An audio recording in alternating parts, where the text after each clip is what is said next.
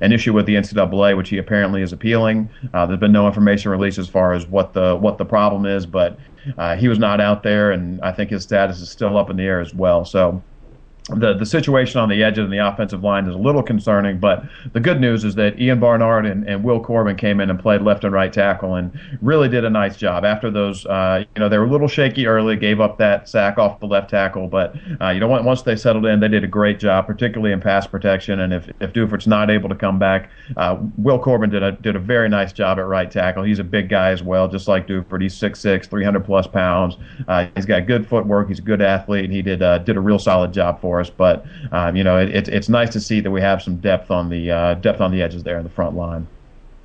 Yeah, everything that I've read about the game, again, that's all I have to go by, unfortunately. But they basically said that those first two turnovers were essentially a byproduct of Barnard and Corbin having to start, and I believe it was Corbin that found out moments before the game that he was starting because Dufort could not play. So it was kind of I got to get ready now kind of deal, as opposed to I could take my time because I'm backing up kind of deal.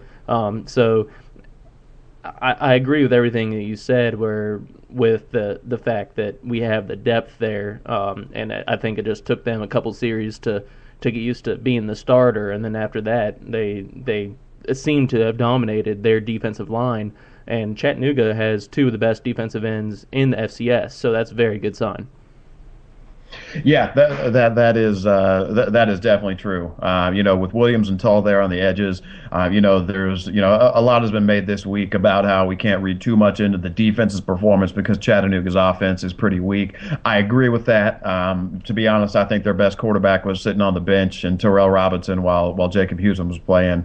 And their offense really struggled to move the ball all day. Their offensive line is not much improved from last year, where they were a real liability. They might be a little bit better. He didn't take the same beating that B.J. Coleman did last year, but their offensive line struggles. They can't run the ball very effectively. So it does somewhat temper your expectations as far as the defense goes. But from an offensive standpoint, regardless of the struggles they have defensively, that Chattanooga defense, especially in the front seven, is a really, really talented group.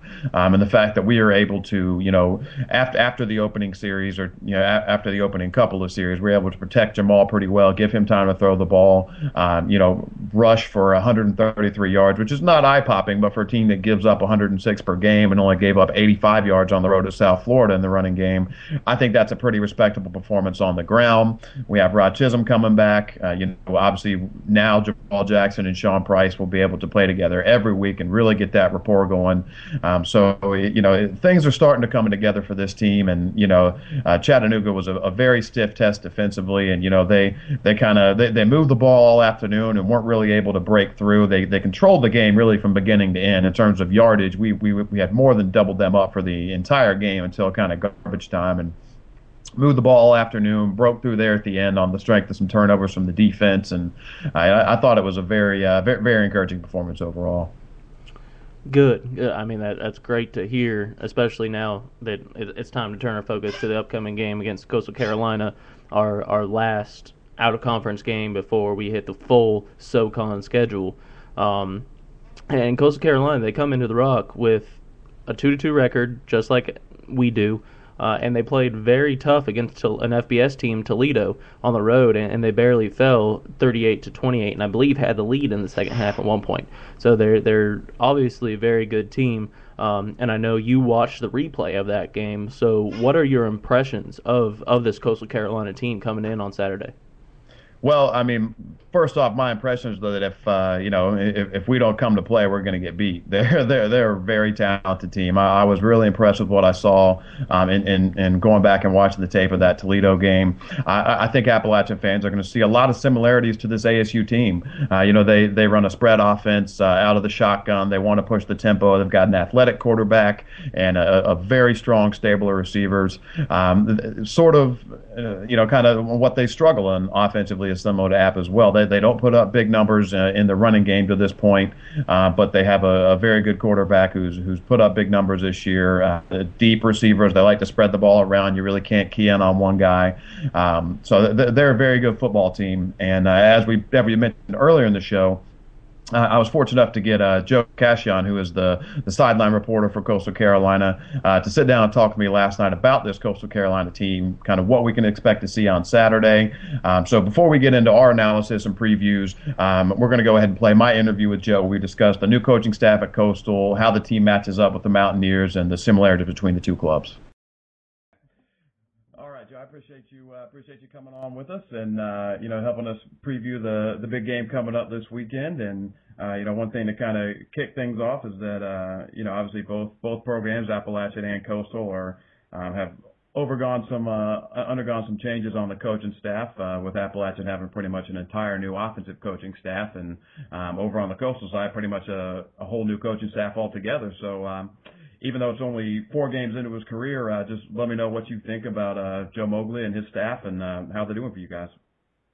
Sure, Mike, and it's a pleasure to be on with you guys here tonight. Yeah, we went through some changes last December, and our longtime coach, David Bennett, was reassigned, and the administration hired Joe Mowgli, who had been out of coaching for quite a while. Now, he came up to the high school and college ranks back in the late 70s, early 80s, and in fact was in the Ivy League as a defensive coordinator. Then he got into the business world, and of course that story is such a unique one in and of itself. He's worth a ton of money. You had to put it in the simplest terms. But about 2008, he got the itch to get back into coaching. It's what he's always wanted to do, and he wanted to get back into it. And so he job shadowed kind of at Nebraska there for a couple of years, and then he coached the Omaha Nighthawks of the UFL, and then Coastal job came open, and he applied for it and got it, and has brought in almost an entirely new staff. Coordinators, position coaches across the board. The only holdover we had from the old staff is Patrick Covington, our O-line coach. And tell you what, these guys have come in and they have hit the ground running. It's a totally different atmosphere, it feels like to me. I mean, just the level of just what they're doing, their concepts, their ideas, just organization. Across the board, they're stepping up their game. They're stepping up Coastal football in a big way, and I've already been able to kind of hone in on that after only 4 games into the season. I like where we're going right now.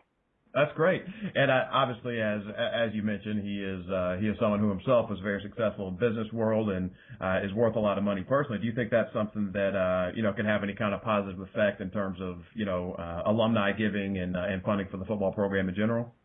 Well, you hope so. At some point, it will be not only just a benefit for the football program as he comes in here as the CEO, the head football coach of the program, but hopefully the university and the community as a whole. And hopefully at some point, they'll jump on board with it and kind of get in behind this guy and his name recognition and whatnot, the positives that he can bring to, the stuff that he can bring to the student athletes. This is what you need to do if you want to get in the world of business. I can tell you how to be successful and lay out that roadmap for them. So, I think there are a lot of positives to this, not only on the football field but off as well.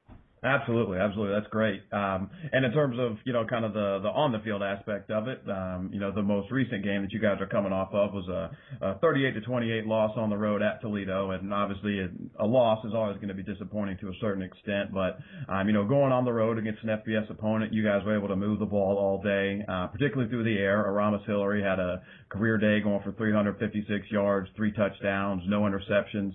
Even though you guys weren't able to win that game there at the end, what kind of confidence do you think a game like that gives Hillary and the rest of the offense heading into the game in Boone this weekend? To be perfectly honest with you, the sense I got is that we went into that game confident already that we could move the ball because we're averaging over 400 yards a game to start with. We came out against A&T and had a really good offensive night, had a good offensive performance at Furman, particularly in the overtimes, and they couldn't stop us. We got in the end zone every time we touched it 3 straight times up there. And then Eastern Kentucky, we were able to move the ball. And then I think last week was a reaffirmation of what we're doing and how we're going about our business on offense. And early in the game when Toledo went down and we stopped them, they missed a field goal. Our first offensive possession went 80 yards in 8 plays, and they never slowed us down. we were in the end zone at about 2 minutes. And from that point on, our kids kind of looked at each other and said, okay, we can play with this crowd.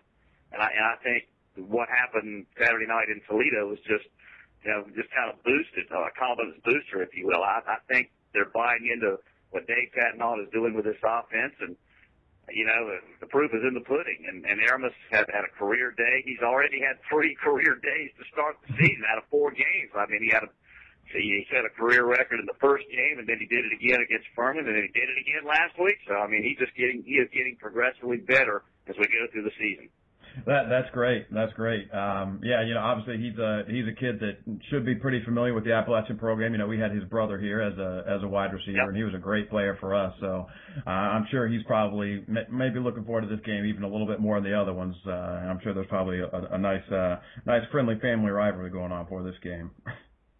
I'm sure there will be. I know he's familiar with your program, and that's a great run of athletes from this part of the state. Over there in the Strom Thurmond, the Augusta Aiken kind of area over there. A great run of athletes over there. Yeah, definitely. Coco was a great player for us. I'm sure he'll be on hand this weekend. Much like Appalachian has, the Coastal offense has spread the ball out in the passing game, not necessarily keying in on one guy. And you have 3 wide receivers, Matt Hazel, Demario Bennett, and Nicolo Mastromateo have all gone over 200 receiving yards for the season.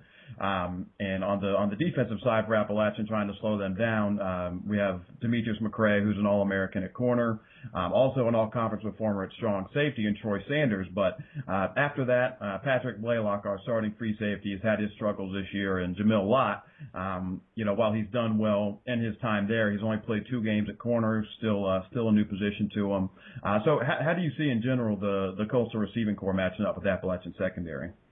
I like it. I like our matchup potential out there. And then you mentioned the 3 guys that are really leading us in catches. And, of course, Master Mateo didn't even play last week. And he's tied for the team lead right now with 20 receptions, as you talked about. Him and Matt Hazel are leading the team. And then Demario Bennett he started out at South Carolina, so he's an FBS level talent. I think that Matt Hazel could have played at the FBS level. Those guys are tremendous athletes, and they were big last week in our showing at Toledo. But we've got a couple of other guys, too, that I think, if we can get involved in the offense, we'll be even that more dangerous. We've got a young freshman by the name of Tyrell Blanks. He's from Fort Myers, Florida. He's got 11 catches on the year, true freshman. He caught his first ever touchdown last week up at Toledo. He's a guy that the coaches really like a lot. He gets going north and south with his wheels. He's got a motor that's just running at full speed all the time. And we've got a redshirt freshman at tight end, and Thomas Paciello, who has 4 catches, and he had a big one last week.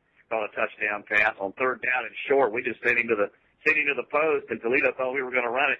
And he just goes to the post, and we hit him with a 25-yard touchdown pass. He also caught a big one against Furman, which led to a field goal. So we've got some guys, besides the big 3. I think we're looking. If Aramis is looking for these guys, they'll be involved in the offense too. But I like our matchups. Yeah, that's I think another way that the 2 teams are somewhat similar in that Appalachian's also got a very, very deep stable of wide receivers as well, and Jamal Jackson, our quarterback, likes to spread it out amongst those guys as much as possible, and that's always obviously ideal. So you can't have the defense kind of keying in on one guy. So I think that on both sides, both when Coastal has the ball and when Appalachian has the ball, I think how the other secondary is going to respond and be able to limit those receivers is going to go a long way in deciding who wins this game. Right, I agree. I mean, you got to be able to spread it out. You got to be able to be multiple. You got to be unpredictable. Now, if you get one matchup that you see that maybe you take a look at on film, you think you might be able to get something against a guy, then you want to try to exploit that. But you want to be able to spread the ball around and make it to where the defense can't just say, okay, they're going to go here, they're going to go there. Now, if you slip a guy out there in space and get him the ball and move it around, I think that makes you even more effective. Yeah, and that's absolutely right. And if they're able to spread the ball out, I mean, I think both teams will be able to. It's possible we could see this develop into a pretty high scoring game. Obviously I've said that before and ended up having a 14-12 game, thinking I was going to get a shootout, and I've gone into games thinking it was going to be a defensive struggle and have it be a shootout. So it's hard to tell, but I think that's definitely a strength of both offenses. And on the on the other aspect of the offense, the last couple of games, Coastal hasn't put up big numbers on the ground. They had 106 against Eastern Kentucky, and then 76 on the ground last week against Toledo.